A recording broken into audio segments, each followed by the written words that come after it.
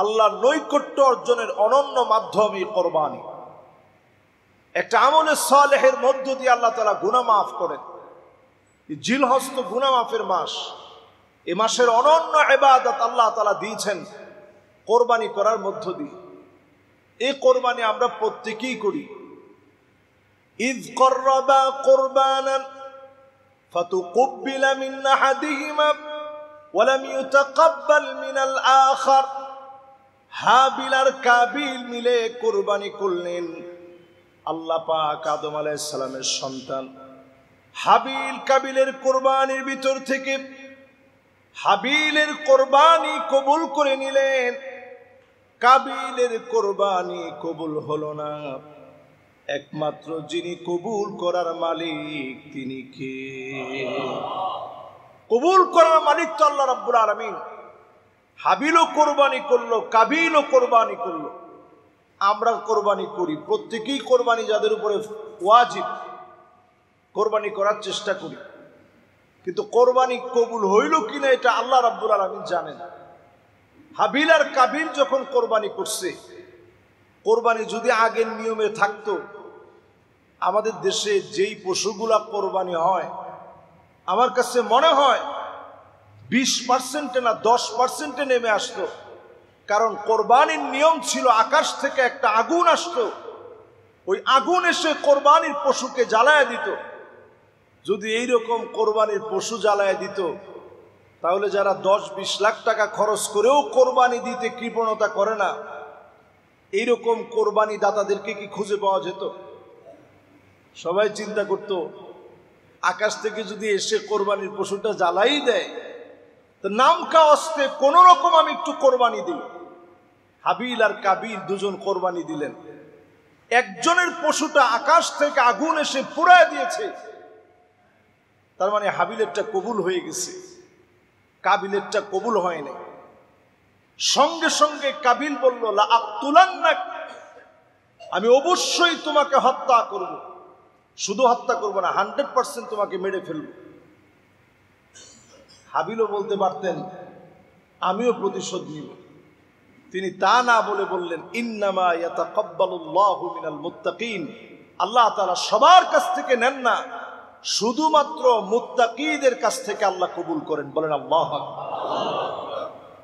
এবার মুত্তাকিকে মুত্তাকি বোঝার জন্য বেশি দূরে যাওয়া লাগে না। কোরআনুল কারীম পড়লে আপনি দেখবেন 84টি আয়াতের ভিতরে 88 বার আল্লাহ তাআলা শুধু মুত্তাকির কথা বলছেন। শুধু ইত্তাকু, আল্লাহকে ভয় করো, মুত্তাকি হও, এ কথা আল্লাহ রাব্বুল আলামিন কোরআনুল কারীমের ভিতরে 84টি আয়াতের ভিতরে 88 বার আল্লাহ তাআলা তাকওয়া অর্জনের কথা বলছেন। তাকওয়া মানে কি? হুয়াল ইহতিরাজু বিতাআতিল্লাহি আন উকুবাতিহি, আল্লাহর সামনে দাঁড়াতে হবে, সবকিছুর জবাব দিতে হবে। পাই টু পাই আল্লাহর সামনে জবাব দেওয়া লাগবে। ছোট থেকে ছোট, বড় থেকে বড়, সব আল্লাহর সামনে প্রকাশিত হয়ে যাবে। এই ভয় নিয়ে, আখিরাতের ভয়ে যদি ছোট কাজও করেন, আপনি মুত্তাকি তাকওয়ার পরিচয় দিলেন। নামাজের ভিতরে মন ছুটে গেছে, আবার টেনে নিয়ে আসলেন। নামাজের ভিতরে মন বসায় দিলেন, আবার ছুটে গেছে, আবার টেনে আনলেন। আপনার নামাজ মুত্তাকির নামাজ। আর যদি নামাজের ভিতরে ইচ্ছা করে কপালের ভিতরে দাগ ফেলে দেন, মানুষ নামাজি মনে করবে। মুরাআতুন নাস, আপনাকে দেখলে নামাজি বলে মনে হবে। আপনার এই নামাজের ভিতরে তাকওয়ার লেশমাত্র নাই। একমাত্র মুত্তাকিদের কাছ থেকে যিনি কবুল করবেন তিনি কে? এই আয়াতে কারিমার অংশ বিশেষ একটু লক্ষ্য করেন। ইন্নামা ইয়াতাকাব্বালুল্লাহু মিনাল মুত্তাকিন। আল্লাহ রাব্বুল আলামিন বলেন ইন্নামা, নিশ্চয় আল্লাহ রাব্বুল আলামিন, মাউল কাফা, এটা এমন একটি মাস যেটা আরবিতে অর্থ দেয় পর্যাপ্ত অর্থে, যেটা সীমাবদ্ধ করে দেয় ইন্নামা, নিশ্চয় আল্লাহ রাব্বুল আলামিন, ইয়াতাকাব্বালুল্লাহু, শুধুমাত্র কবুল করেন, মিনাল মুত্তাকিন, যার ভিতরে তাকওয়া নাই।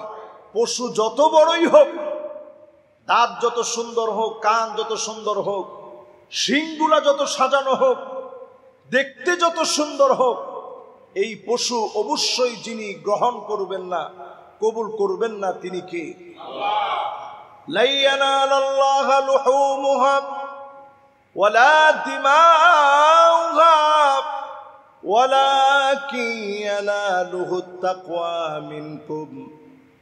আল্লাহ পাকের কাছে রক্ত যাবে না, গোশতগুলা যাবে না, চামড়ার সৌন্দর্য পৌঁছাবে না, শুধুমাত্র মুত্তাকিদের তাকওয়া গুলা পৌঁছাবে। তাকওয়ার কারণে যিনি সওয়াব দিয়ে গুনাহ মাফ করে দিবেন, তিনি কে? যতগুলো লোম আছে এই পরিমাণ গুনাহ মাফ হবে শুধুমাত্র মুত্তাকিদের। এত পরিমাণ গুনাহ আল্লাহ তাআলা মাফ করে দিবেন।